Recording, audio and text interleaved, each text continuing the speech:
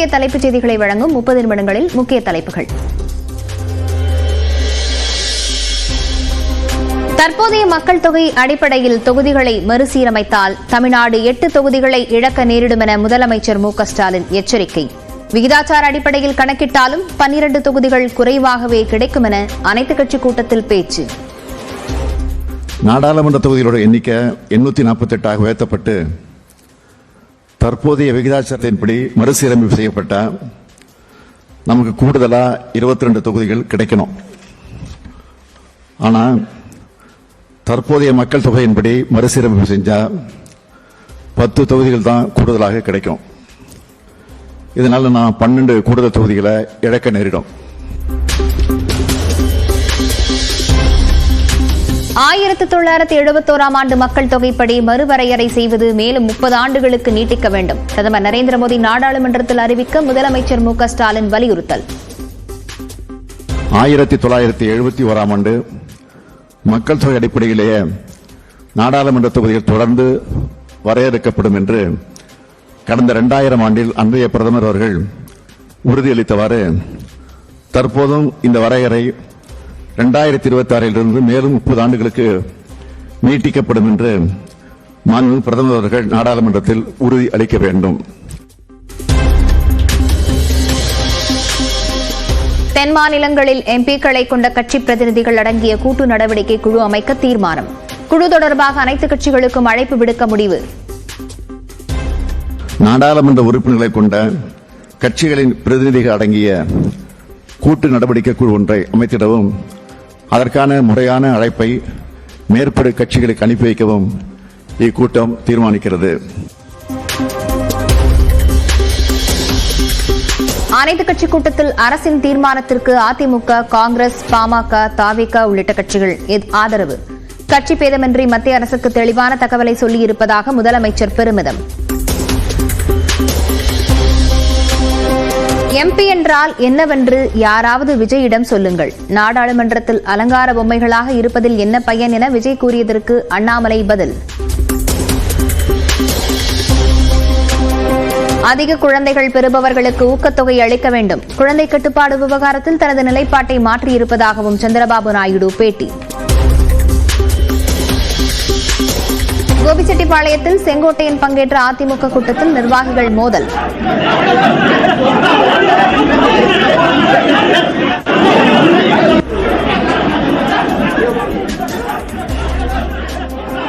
நாற்காலிகளை வீசி எறிந்து தாக்கிக் கொண்டதால் பரபரப்பு.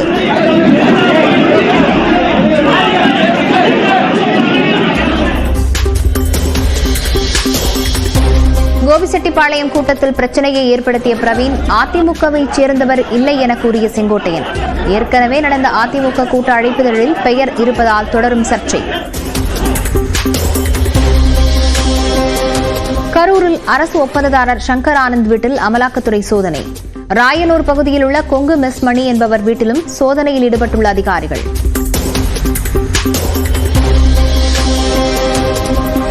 லண்டனில் தான் அரங்கேற்றுள்ள சிம்பனி இந்தியாவின் பெருமை என இசைஞானி இளையராஜா உற்சாகம். நிகழ்ச்சி நன்றாக நடைபெற அனைவரும் வேண்டிக் கொள்ளுங்கள் எனவும் கோரிக்கை. இந்தியா இன்கிரெடிபிள் இந்தியாங்கிற மாதிரி இன்கிரெடிபிள் இளையராஜா அவ்வளவுதான் முடிவு. இது மேல யாரும் வரப்போறதில்லை.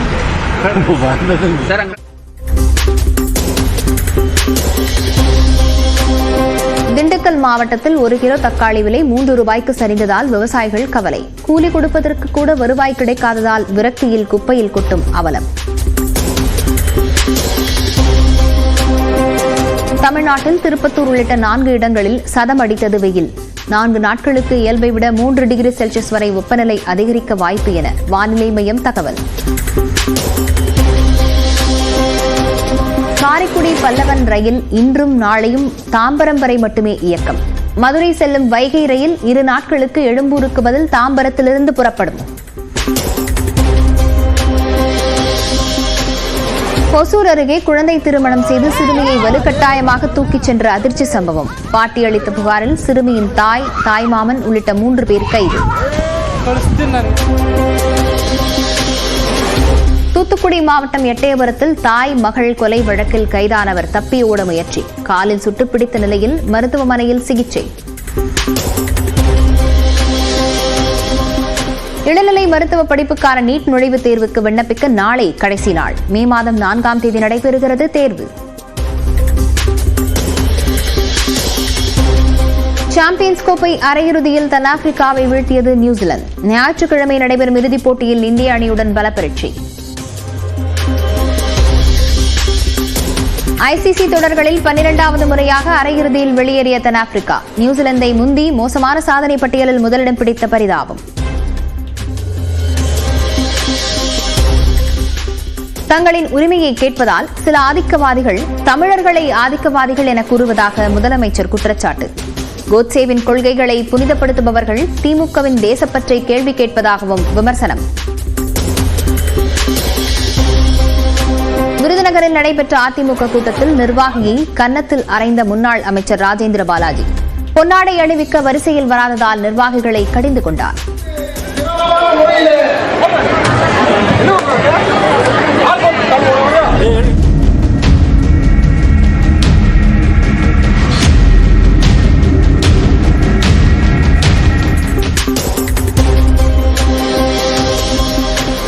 மும்மொழிக் கொள்கை தொடர்பான பாஜகவின் கையெழுத்து இயக்கம் தொடங்கி வைத்த அண்ணாமலை.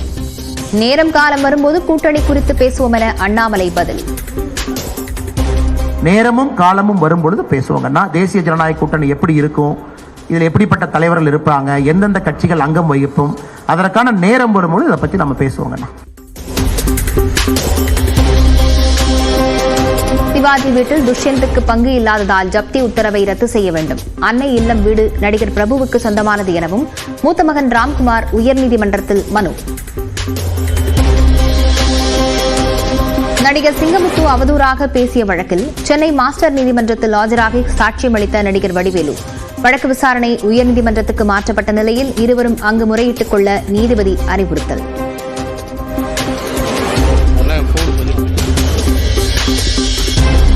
தமிழ்நாட்டில் +1 பொதுத் தேர்வு நேற்று தொடங்கிய நிலையில் 11,070 பேர் ஆப்சென்ட். மதுரையில் பேருந்து விபத்தில் காயமடைந்த போதிலும் ஸ்ட்ரெச்சரில் வந்து தேர்வில் பங்கேற்ற மாணவர்.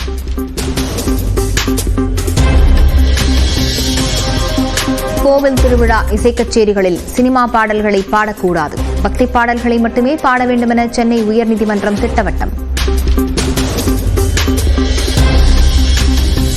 தூக்க மாத்திரைகளை தின்ற பின்னணி பாடகி கல்பனாவின் உடல்நிலையில் முன்னேற்றம், தற்கொலைக்கு முயற்சிக்கவில்லை என மகள் விளக்கம்.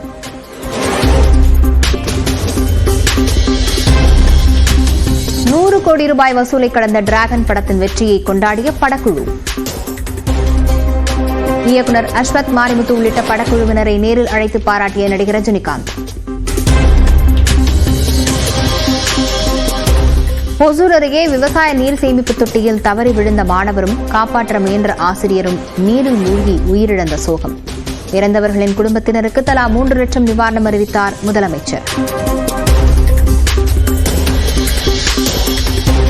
கள்ளக்குறிச்சி மாவட்டம் உளுந்தூர்பேட்டை அருகே டாரிஸ் லாரி மோதியதில் அப்பளம் போல் நொறுங்கிய ஈஷர் லாரி. இடிபாடுகளுக்குள் சிக்கிய ஓட்டுநர் மீட்கப்பட்ட நிலையில் 1 மணி நேரம் போக்குவரத்து பாதிப்பு.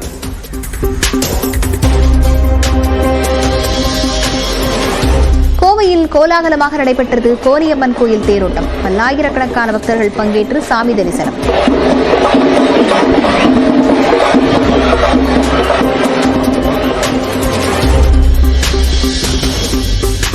பழைய குற்றாலம் அருவியில் 24 மணி நேரமும் குளிக்க அனுமதி கோரி உயர்நீதிமன்ற மதுரை கிளையில் மனு.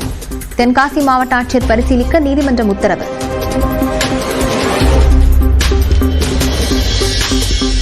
திருப்பூர் மாவட்டம் மூத்துக்குழியில் அதிமுக கூட்டத்தில் பங்கேற்றவர்களுக்கு குலுக்கல் முறையில் பரிசு. கூட்டம் முடிந்தவுடன் பரிசுகளை வாங்க முடியடித்துச் சென்ற மக்கள். 1064 790.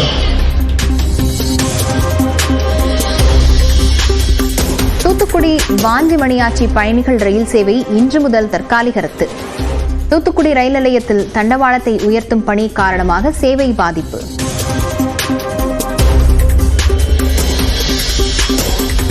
அரியலூர் அருகே நிதி நிறுவன ஊழியர் கொலை வழக்கில் மேலும் ஒருவர் கைது. கணவன் மனைவியை தொடர்ந்து உறவினரை பிடித்து விசாரணை.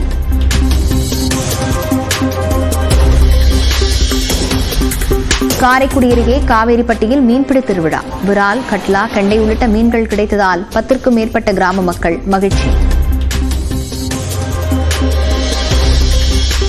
புதுக்கோட்டை மாவட்டம் வேங்கைவயல் கிராம நீர்த்தொட்டியில் மனித கழிவு கலக்கப்பட்ட விவகாரம். குற்றப்பத்திரிகையில் குற்றவாளிகள் என குறிப்பிடப்பட்ட 3 சிபிசிஐடி போலீசார் சமன்.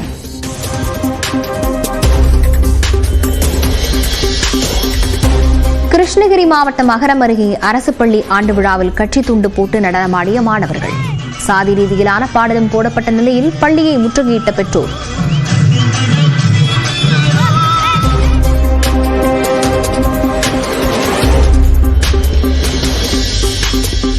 இந்தியா விரைவில் $5 டிரில்லியன் பொருளாதார நாடாக உருவெடுக்கும். வேலை வாய்ப்புகளை பெருக்குவது தொடர்பான கருத்தரங்கில் பிரதமர் மோடி உறுதி.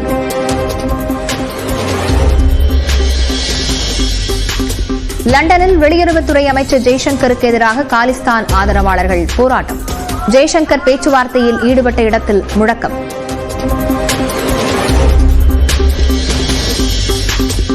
ஆக்கிரமிப்பு காஷ்மீரிலிருந்து பாகிஸ்தான் வெளியேறினால் காஷ்மீர் பிரச்சினை தீர்க்கப்பட்டுவிடும். லண்டனில் வெளியுறவுத்துறை அமைச்சர் ஜெய்சங்கர் பேச்சு.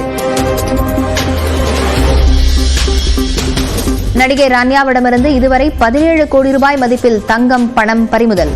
24 நாட்கள் காவலில் சிறையில் அடைப்பு.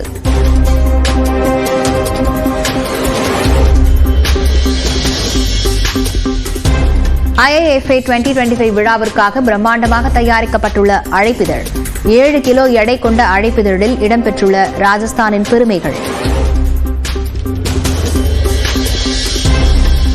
ஏப்ரல் 2ஆம் தேதி முதல் இந்திய பொருட்களுக்கு அமெரிக்காவில் பதிலுக்கு பதில் வரி. அதிபர் டொனால்டு டிரம்ப் அறிவிப்பு.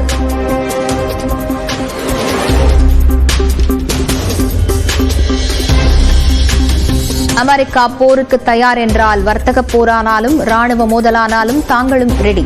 அமெரிக்காவில் உள்ள சீன தூதரகம் எக்ஸ் தளத்தில் சவால்.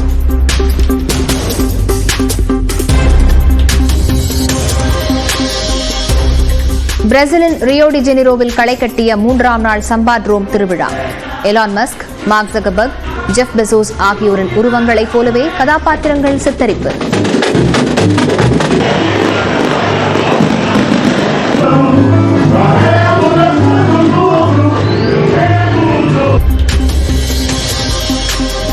சென்னையில் சவரனுக்கு $360 குறைந்து 64,160 ரூபாய்க்கு விற்பனையாகும் ஆபரண தங்கம். வெள்ளி விலை கிலோவுக்கு $1000 உயர்வு. சட்டவிரோத பண பரிவர்த்தனை தொடர்பான வழக்கில் அமைச்சர் பொன்முடி மார்ச் 19ஆம் தேதி நேரில் ஆஜராக வேண்டும்.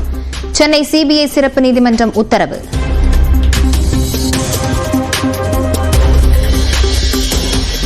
அமைச்சர் செந்தில் பாலாஜி வழக்கில் அடுத்த சாட்சிகளிடம் அமலாக்கத்துறை விசாரிக்க அனுமதி. சென்னை முதன்மை அமர்வு நீதிமன்றம் உத்தரவு.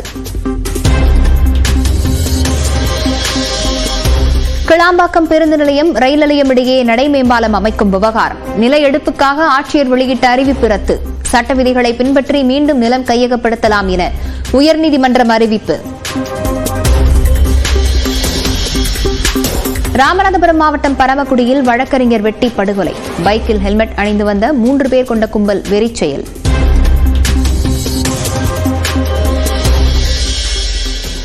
மேட்டுப்பாளையம் உதகை இடையே வரும் 28ஆம் தேதி முதல் கோடைக்கால சிறப்பு மலை ரயில் ஏப்ரல் 7ஆம் தேதி வரை இயக்கப்படும் என சேலம் ரயில்வே கோட்ட நிர்வாகம் அறிவிப்பு.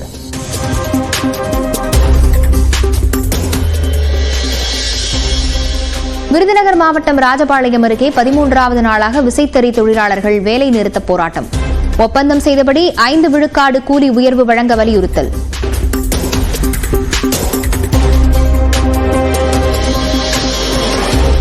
கோவை மேட்டுப்பாளையம் அருகே ஆற்று நீர் மாசடைந்து வருவதாக பொதுமக்கள் புகார். நோய் பரவாமல் தடுக்க உடனடி நடவடிக்கை எடுக்க வலியுறுத்தல்.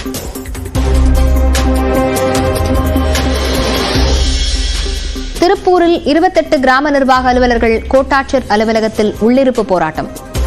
கரட்டுப்பாளையம் விஏஓவின் பணியை மற்றொரு நபர் செய்வதாக கூறி ஆர்ப்பாட்டம். கள்ளக்குறிச்சி அருகே இறைச்சி கடை உரிமையாளர் வீட்டில் 40 சவரன் நகை, 1 கிலோ வெள்ளி கொள்ளை. காவல்துறையினர் விசாரணை. சேலம் ஏற்காடு மலைப்பாதையில் பெண் கொல்லப்பட்ட வழக்கில் காதலன் மற்றும் மற்றொரு காதலி கைது. உடந்தையாக இருந்த மற்றொரு பெண்ணையும் கைது செய்து காவல்துறை விசாரணை. சென்னை ஆவடி அருகே இலவசமாக கேக் தராததால் கடை உரிமையாளர் மீது தாக்குதல். அடியாட்களுடன் சென்று கடையில் தாக்குதல் நடத்திய அதிமுக பிரமுகர்.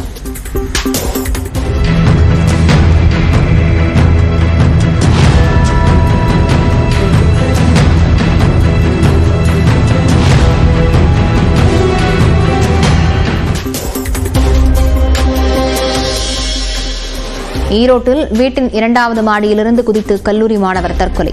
ஆன்லைன் ட்ரேடிங் செய்வதற்கு குடும்பத்தினர் பணம் தராததால் விபரீத முடிவு.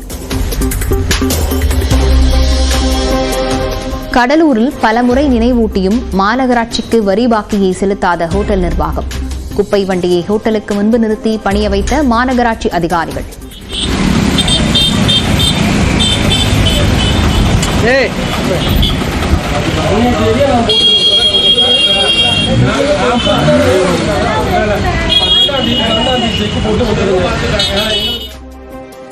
மேலும் அண்மைச் செய்திகளுக்கு இணைந்திருங்கள். இது நியூஸ் 18 தமிழ்நாடு.